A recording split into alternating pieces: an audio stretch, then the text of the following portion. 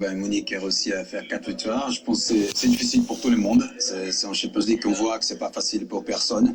Les résultats, bon, même les résultats entre grandes équipes et entre des équipes qui jouent pas pour gagner, mais tu vois que c'est compliqué. On voit en Bruges qui a très bien joué, en Bruges qui a vendu très cher le jour de notre qualification. Et bon, je pense qu'on a beaucoup de choses à faire encore, mais c'est très important d'être déjà qualifié. Et après, on a Real Madrid et Galatasaray pour finir. Je pense que c'était important de finir aujourd'hui. Leonardo, le contexte n'a pourtant pas été simple ces dernières heures. Il y a eu la défaite face à Dijon. La préparation de ce match aussi, beaucoup de critiques sur l'entraîneur Thomas Tuchel, notamment sur la préparation de cette rencontre. Bon, on savait que, bon, on a parlé avant, on savait et on sait que sera une saison difficile. Je pense que c'est difficile. Bon, on a commencé avec beaucoup de choses sont passées, il y a encore beaucoup de choses à régler. Bon, c'est évident. Après une préparation qui était un peu avec beaucoup de difficultés, de blessures.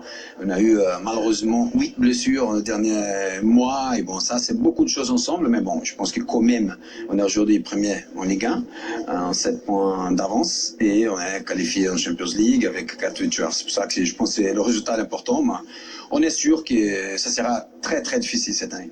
Il y a des bruits de couloir, notamment sur votre relation entre Thomas Tuchel et vous. Vous le soutenez, votre entraîneur Thomas Tuchel, Leonardo? On regarde, j'ai vu même qu'on parlait de départ, de tout ça. Bon, on est en contact direct, on parle tout le temps de toutes les choses. C'est vrai que bon, il était déjà là quand je suis arrivé. Je pense qu'il y a beaucoup de choses à se faire connaître. Je pense que ça, c'est le schéma de notre sportif. Il y a un entraîneur qui était déjà là, un entraîneur qui a ses idées. Je pense que c'est très important. Et après, j'ai jamais été contacté pour personne. Il m'a jamais demandé de partir, j'ai jamais dit rien à lui, alors il n'y a pas d'histoire, il n'y a rien du tout. Léo, vous avez recruté Edinson Cavani au Paris Saint-Germain.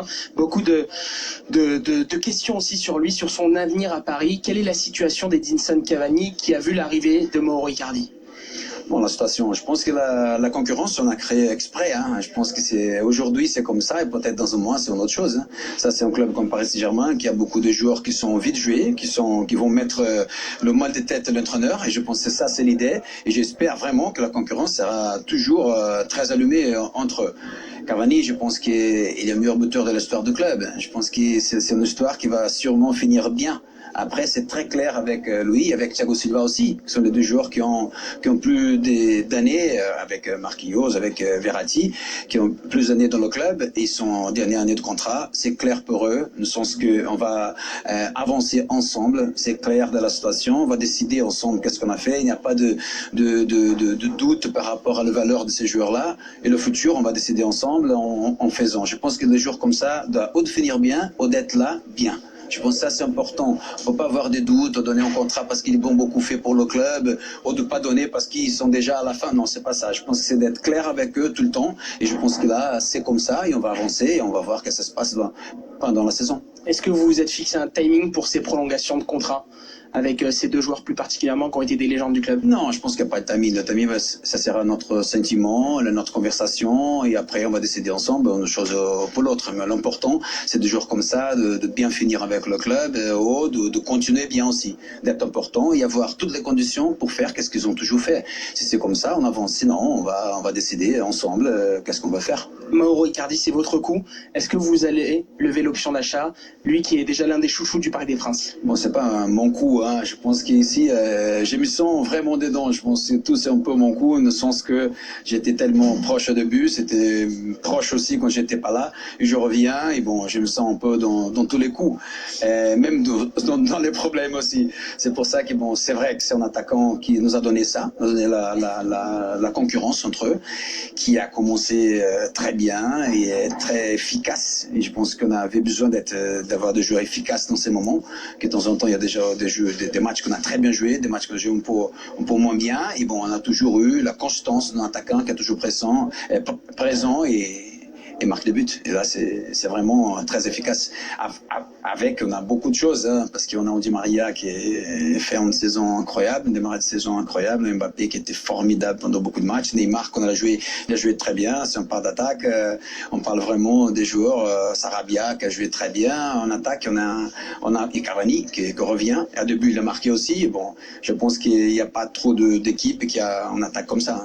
Léo, un dernier mot sur Kylian Mbappé. On parle beaucoup du Real Madrid, de discussion avec Zinedine Zidane. Je crois savoir que ça agace au sein du Paris Saint-Germain, ces rumeurs-là et ces fameuses discussions avec Zinedine Zidane. Et honnêtement, ça agace un peu, ça dérange. Je pense que c'est pas le moment de parler de ça en premier. Après, il y a un joueur qui est en contrat avec nous de 2 ans et demi, et après de dire de volonté, de rêve, tout ça, à chaque fois, je pense que c'est le moment un peu d'arrêter, parce que bon, Kylian est un joueur très important pour nous.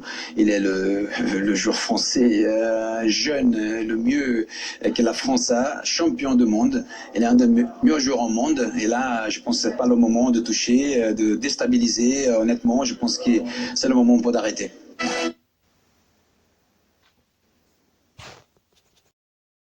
On est très content de l'avoir dans l'effectif. Il a 2 ans et demi de contrat avec nous. C'est pour ça que je pense que c'est pas le cas de parler de ça. Je pense que c'est le moment de faire une pause. C'est un manque de respect selon vous que voilà, des équipes comme ça, le Real ou d'autres, parlent de vos joueurs. Ça arrive beaucoup de choses. On ne peut pas dire que les gens ne parlent pas avec les autres. Hein. Des agents, des clubs, des joueurs même, des entraîneurs, c'est normal, ça s'arrive. Mais je pense qu'aujourd'hui, c'est devenu quelque chose même de public. Et honnêtement, si on commence à parler, on peut parler à nous aussi. Hein. Et alors, ça devient un peu le bazar. Et je pense que c'est mieux de garder chacun sa position et le respect entre les clubs. Leonardo, sur justement ceux qui parlent un petit peu du club, il y a Michel Platini, j'imagine que vous avez vu ses propos. Un club PSG Coca-Cola, les critiques sur Kylian Mbappé, qu'est-ce que vous en pensez? C'est quoi votre réaction? J'ai vu, c'est pas la première. Il a dit la même chose à peu près quand le Qatar est arrivé ici, en 2011. Il y avait Nasser toujours le président, moi j'étais le directeur sportif et Carlo Ancelotti c'était l'entraîneur. C'était le même commentaire. Honnêtement, je ne veux même pas parler de racisme parce qu'on laisse de côté ça, mais on peut parler de jalousie parce que ça me ressemble de jalousie. Parce que même ces mots par rapport à Mbappé, ça me ressemble de jalousie parce que parler que Mbappé va trop vite ou que Mbappé y a quelque chose qui marche pas, honnêtement je vois pas. Je pense que Mbappé c'est un des joueurs mieux au monde et ça. Mais bon, il n'a rien du tout. Je pense que son part de le bilan, il est encore là, il est présent. C'est normal qu'on a beaucoup de choses à faire encore et bon, on avance. On avance et on a beaucoup. Compliqué, mais voilà, le plus important c'est la victoire, la qualif et on n'a toujours pas pris de but, donc voilà, c'est que du positif.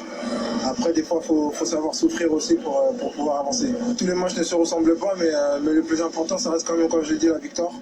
Après on a encore du chemin et on va travailler pour pouvoir progresser pas à pas. On est un peu moins content de la prestation, je pense au premier mi-temps qu'on a, à part les premières 10 minutes, après on a joué bien, on a joué très haut, on arrivait à trouver des espaces, à créer des occasions.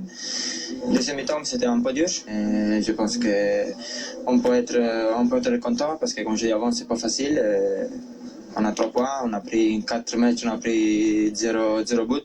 Ça vient pas comme ça pour la chance, ça vient parce qu'on travaille bien défensivement. Je suis très très content avec les premières 60-65 minutes. Après, on a perdu trop de ballons et c'était dur. Ils ont fait, je pense, 25 matchs. Ils ont perdu 2 fois. C'est contre nous. Et pour ça, c'est super dur. Ils ont qualité. On a gagné maintenant 6-0 en 2 matchs. Et voilà, c'est très très bien.